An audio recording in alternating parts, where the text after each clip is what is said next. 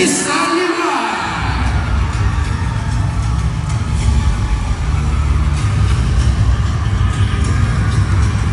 You are part of the top 5, Mr. Bataan, San Francisco de Asis Lima.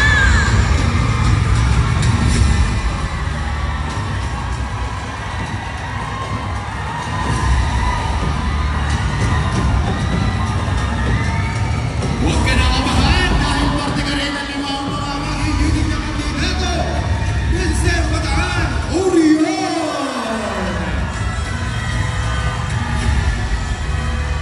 3 down, 2 to go. Up next, Mr. Bataan, Baga.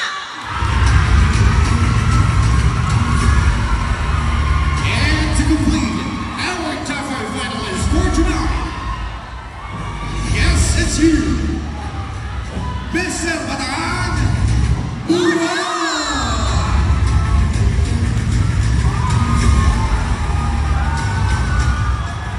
And here is our top 5 finalists for tonight.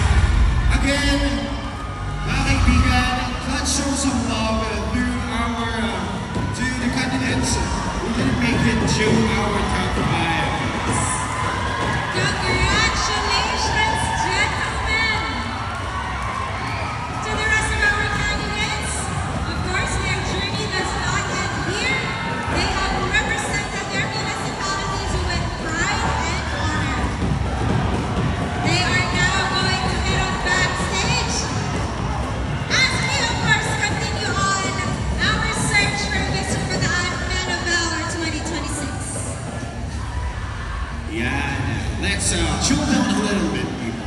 Since we are now going to enter the most exciting phase of the competition. And this is where everything changes. Because from this moment forward, it is no longer just about how they present themselves, but how they are going to express who they are. Ladies and gentlemen, we now proceed to the question and answer portion. Each of our top 5 finalists will be given one question. They will answer in the order of which they were told. Each candidate will have a maximum of 1 minute to deliver their answer. To ensure fairness, the remaining candidates will be secluded in the isolation booth. And of course, we respectfully ask the audience, now please po, let us maintain silence while our candidates are answering. Diba po? If we want to help our candidates, let's stay quiet po so that they can gather their wits about them and they can answer much better po. In this moment, every word matters. So here we have with us our first candidate who will join us for the Q&A. Remember po sa ating pong mga audience, yes, each candidate would have to listen carefully to the question, of course. And once they start speaking, nagumpasin na rin po ang ating timer. After their answer, they will be proceeding backstage, of course, as we call on the next finalist. And hello, Mr. Bataan of Rocky Stanley. Are you ready? Alright. Okay, here is your question.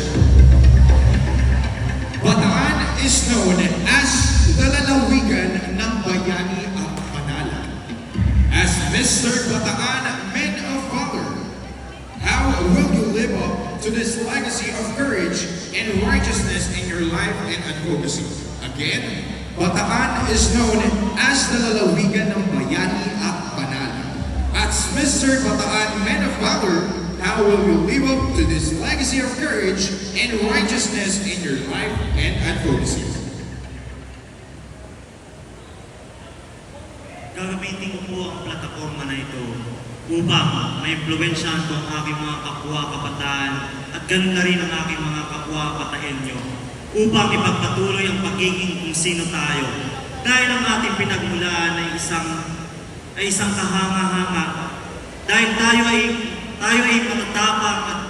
matatapang at honorable at courageous na mga mamamayan Dahil po kung ating aalalahanin, ang Bataan po ay ang huling sumuko noong World War II.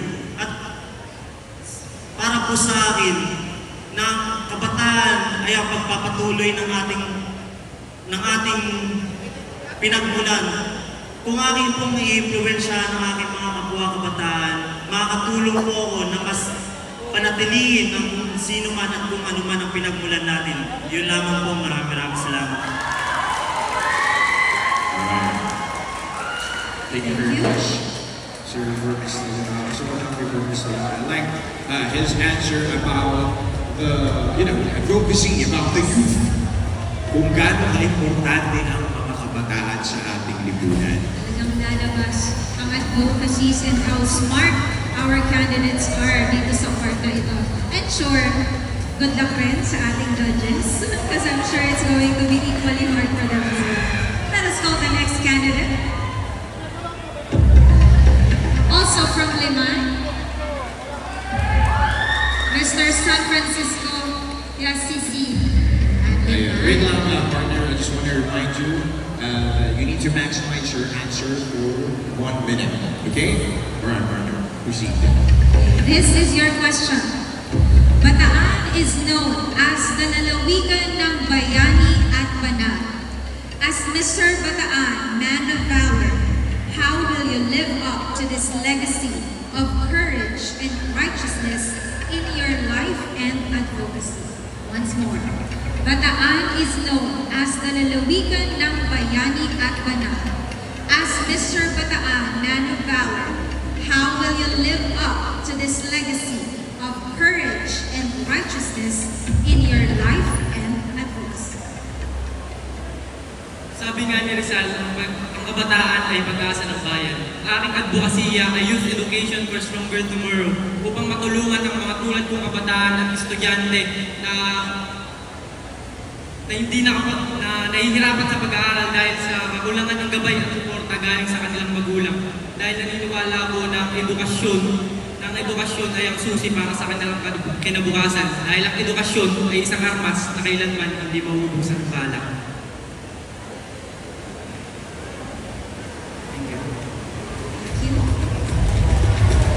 Mr. St. Francis Limay. Thank you very much. I'd like to praise ang edukasyon ay isang bullet. Ganyan. Absolutely. I mean, it's part of the armaments. Thank you. Now let's go on our next candidate. Our next candidate.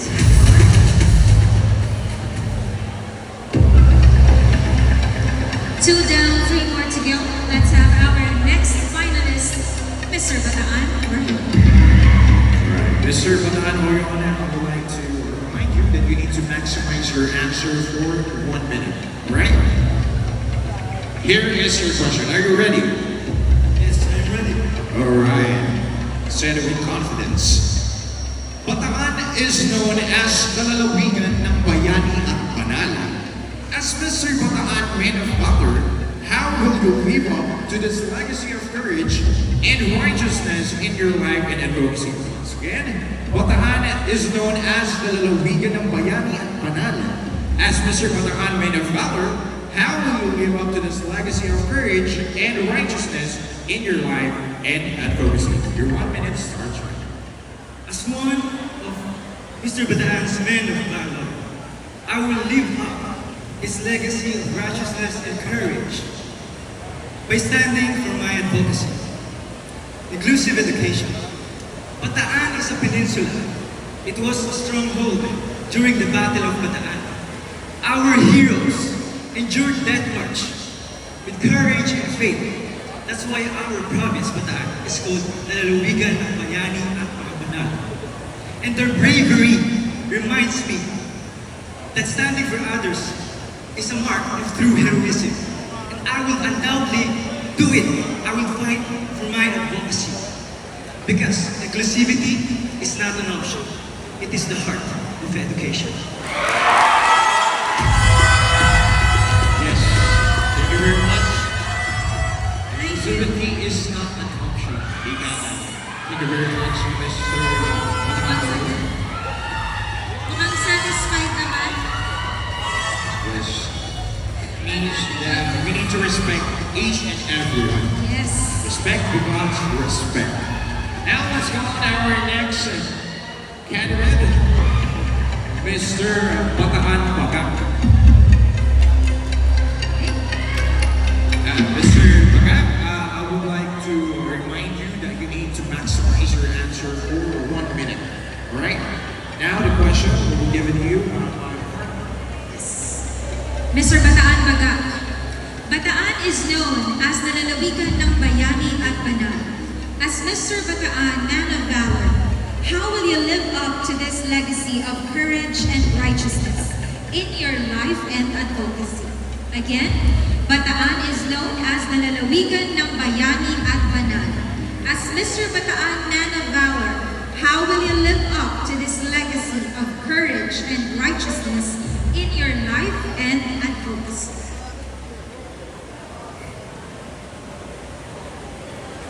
Bilang isang Mr. Bataan, gusto ko yung palaganap ang aking advokasya. Dahil ito ay aking naranasan. Ano nga ba ang aking advokasya? Community health awareness. Dito, gusto ko bubuo ng connection. Ano ang connection? Connection makes a society more powerful. And that powerful can make the society legacy. And that legacy can live forever in our hearts. Because for me, loneliness is not a word, but companionship there is. Dahil naniniwala ako na hindi ka nag-iisa at marami mo. Gusto ko dahil sa akin naranasan, tayo ko yung palaganap sa iba. At tayo na. Thank you very much. Yes. Thank you very much. And community. Very important. Right. All I can say, partner, is that is true. No one is an island. Ika ka nila. Yeah. Especially in our day and age, it's very important to surround your people.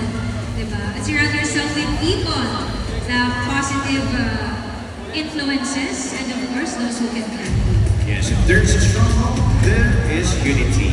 Yes. Now let's go on our last candidate for the top 5. How are you, Mr. Moro? Are you nervous or what? Actually, I'm really nervous at the same time I'm excited because we're the last part of our competition. Yeah, that's part of the competition. That's right. I would like to remind you, Mr. Moro, and you need to maximize your answer for 1 minute. All right?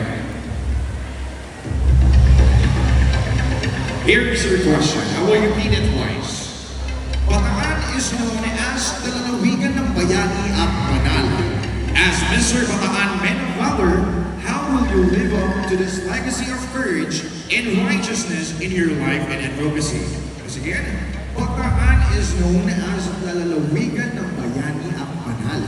As Mr. Bataan, man of valor, how will you live up to this legacy of courage and righteousness in your life and advocacy? Your 1 minute start now.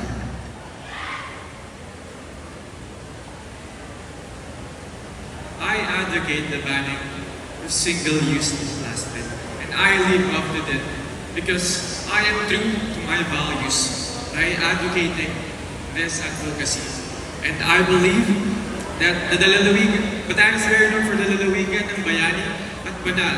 And standing here in front of you is a man of valor and has a purpose. And I want to leave a legacy that everyone will remember me with kindness and purpose. Because I want to leave an impact that everyone remember me as a king and a man of valor with pride, purpose, and a heart. Good evening.